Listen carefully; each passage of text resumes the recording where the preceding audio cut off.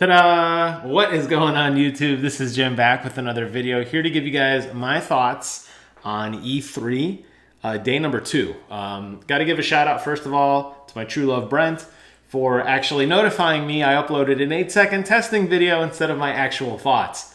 So I had to re-record it because I deleted the source file because I'm OCD and my hard drive's full.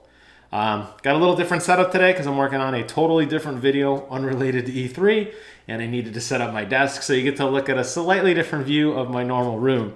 The only downside to this is I can't come up with a quick zinger on why I want you guys to subscribe, because the computer is way over there and I'm way over here.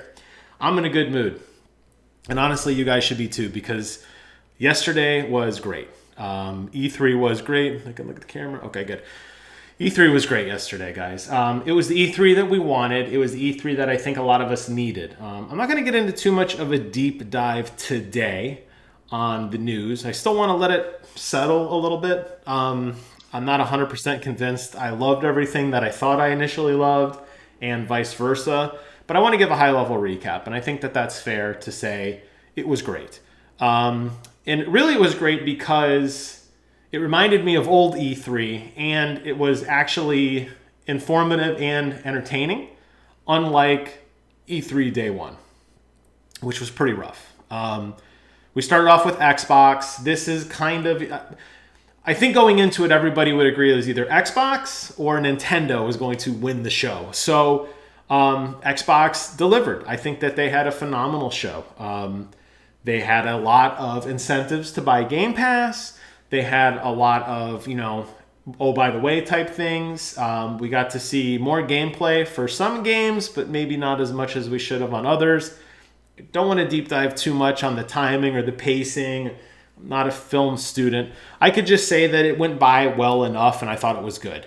I really liked the pacing, and I feel like Phil and the team have continued to stress Game Pass. And I think what they said, 27 of the 30 games, or all but 3 games, maybe it wasn't 30, were Game Pass games. So we're going to be getting a lot more of that.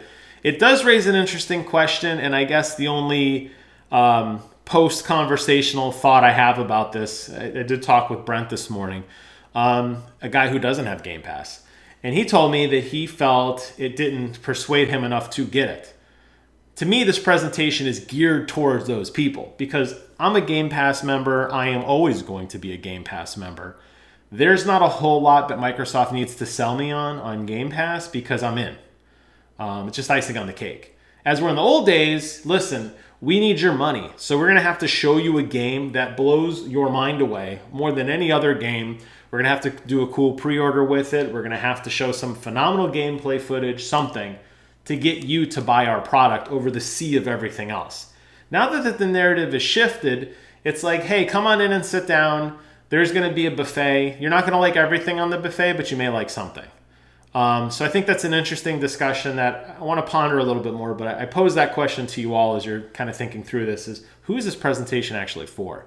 Lastly, I'll say that Bethesda did show up. I was proud that my true Bethesda, in case you can't tell, kind of a Bethesda fan, and I didn't want to comb my hair.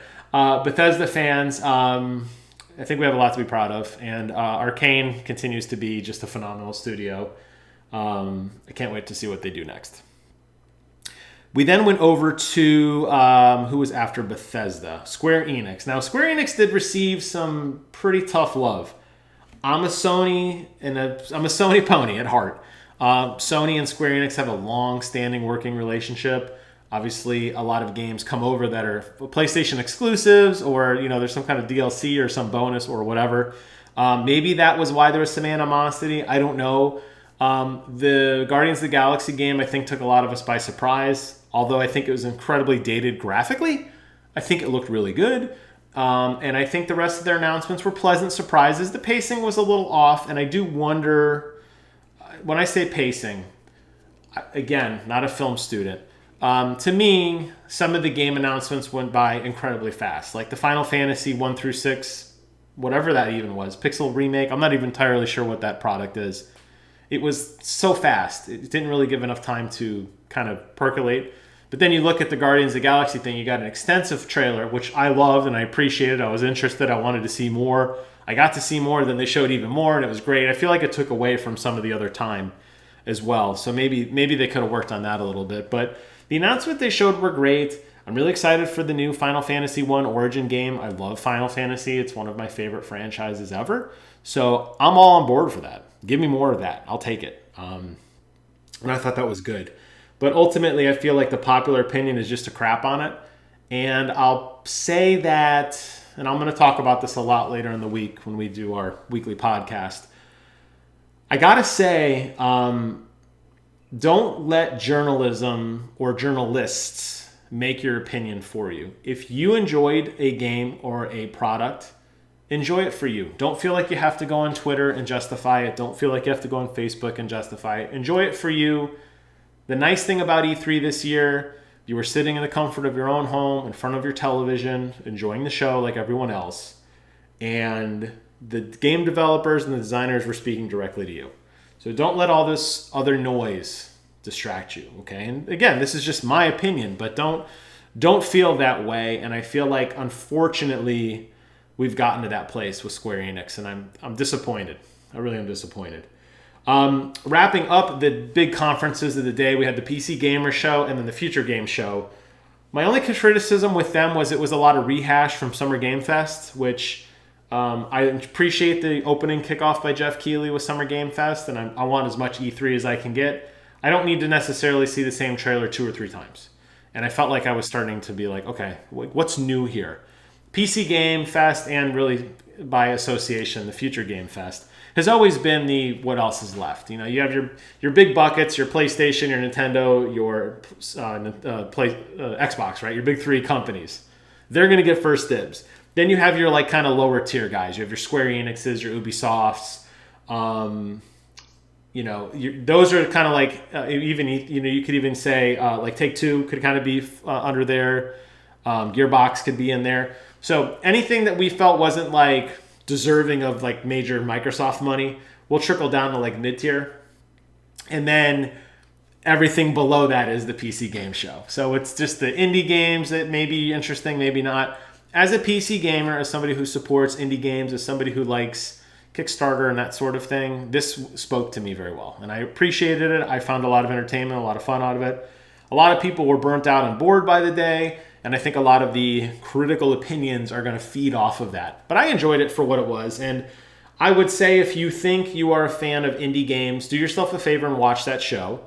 If you're burnt out by E3, that's fine. It's not going to go anywhere. It's video on demand. Watch it in 6 months or a year from now. You'll be fine. You'll be able to see it. The games probably haven't come out yet by then anyway. But I don't think just because it was at the end of a really long day, it deserves a criticism that it got. Ultimately, was E3 Day 2 a success?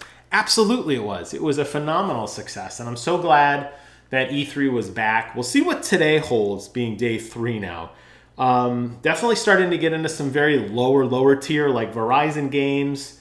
I don't really know what... I know Verizon's a cell phone company. We'll have to wait and see what E3 Day 3 holds. I know Capcom's coming up. I think that's one of the big draws, and then I think everybody's collectively looking forward to Nintendo tomorrow. I'm just happy it's back. I'm happy we got good news. I was definitely down in the dumps after Day 1. A little frustrated at what I saw, and I was just not really pleased with kind of the way the show was going. I felt like there was way too many meaningless announcements that didn't have impact, and I felt that Day 2 fixed a lot of that. So I want to hear from you guys. Let me know your thoughts on E3 Day number 2 in the comments below. Again, special shout out to Brent for actually watching the video and saying, yo, bro, it's an 8-second video. What the heck went wrong? So thank you so much for that. And for everybody else, take care of yourselves. I'm going to run as fast as I can to hit stop recording. So you're going to see like 1 second of my door. So I apologize, but that's it for me. Talk to y'all later.